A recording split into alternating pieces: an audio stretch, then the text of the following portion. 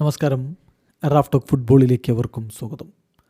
UEFA super കപ്പിൽ ഇന്ന് PSG Tottenham ഹോട്ട്സ്പറിനെ penalty ഷൂട്ടൗട്ടിൽ വീഴ്ത്തിക്കൊണ്ട് കിരീടം ചൂടിയല്ലോ. ഈ യുവേഫ സൂപ്പർ കപ്പിൽ കളിക്കുന്നത് യൂറോപ്പ ലീഗിലെ ചാമ്പ്യന്മാരും യുവേഫ ചാമ്പ്യൻസ് ലീഗിലെ ചാമ്പ്യന്മാരും തമ്മിലാണ്. ഒറ്റക്കളി, രണ്ട് ടീമുകളുള്ള ഒറ്റക്കളി.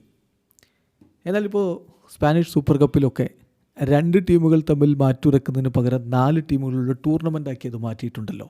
അതേ രൂപത്തിലേക്ക് യുവേഫ സൂപ്പർ കപ്പ് മാറാൻ പോകുന്നു എന്ന റിപ്പോർട്ട് പുറത്തുവിടുന്നു ദി ടെലിഗ്രാഫ് റിപ്പോർട്ട് ചെയ്യുന്നതനുസരിച്ച് 4 ടീമുകൾ വരുന്ന ഒരു ടൂർണമെൻ്റായിട്ട് ഇത് മാറാനാണ് പോകുന്നത്. ട്രഡീഷണലി നമുക്കറിയാം ചാമ്പ്യൻസ് ലീഗ് വിന്നേഴ്സും യൂറോപ്പ ലീഗ് വിന്നേഴ്സുമാണ്. അതൊരു പക്ഷേ അടുത്ത സീസണിൽ ഓവർസീസിലേക്ക് കളി മാറ്റുകയും ചെയ്യാം, അതായത് യൂറോപ്പ് വിട്ട് പുറത്തേക്ക് പോവുകയും ചെയ്യാം. അതുപോലെ തന്നെ കൂടുതൽ ടീമുകൾ വരികയും ചെയ്യാം എന്ന രൂപത്തിലേക്കാണ് മാറാൻ പോകുന്നത് എന്നാണ് ഇപ്പോൾ ആ റിപ്പോർട്ടിൽ പറയുന്നത്. കാര്യം വളരെ വ്യക്തമാണ്. 4 ടീമുകളെ ഉൾപ്പെടുത്തിക്കൊണ്ട് സെമിഫൈനൽ, 2 സെമിഫൈനലുകളും ഒരു ഫൈനലും. ഇപ്പോൾ സ്പാനിഷ് സൂപ്പർ കപ്പൊക്കെ അങ്ങനെയാണ് നടക്കുന്നത്. സൗദിയിൽ വെച്ചിട്ടാണ് അവർ നടത്തിയിരുന്നത്. അതുപോലെ തന്നെ 2 സെമിഫൈനലും ഒരു ഫൈനലും വരുന്ന രൂപത്തിൽ 3 കളികളുള്ള ഒരു യുവേഫ സൂപ്പർ കപ്പാണ് അടുത്ത വർഷം വരാൻ പോകുന്ന. അത്തരത്തിലേക്കുള്ള നീക്കങ്ങൾ നടക്കുന്നു എന്നാണ് ടെലിഗ്രാഫിൻ്റെ റിപ്പോർട്ട്.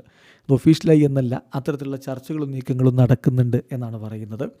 അപ്പോൾ ഇത് ഇപ്പം സൗദിയിൽ അല്ലെങ്കിൽ മറ്റ് രാജ്യങ്ങളിലൊക്കെ സ്പാനിഷ് സൂപ്പർ കപ്പും ഇറ്റാലിയൻ സൂപ്പർ കപ്പും ഒക്കെ നടക്കുന്നുണ്ടല്ലോ. അതേപോലെ മറ്റൊരു ഡെസ്റ്റിനേഷനിൽ, യൂറോപ്പ് വിട്ട് മറ്റൊരു ഡെസ്റ്റിനേഷനിലേക്ക് ഇത് മാറ്റാനും ആലോചിക്കുന്നു യുവേഫ എന്നാണ് റിപ്പോർട്ട്. The likely destination would be the middle east or USA.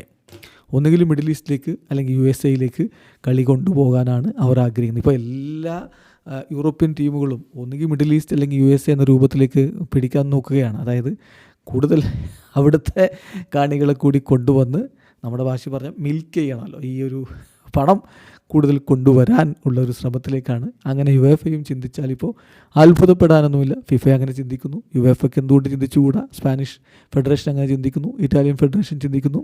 So സംഭവിക്കാവുന്നതാണ്. Video സാധിക്കുന്നു. ഫുട്ബോൾ ലോകത്തെ കൂടുതൽ വിശേഷങ്ങളുമായി റാഫ് ടോക്സ് എത്താം.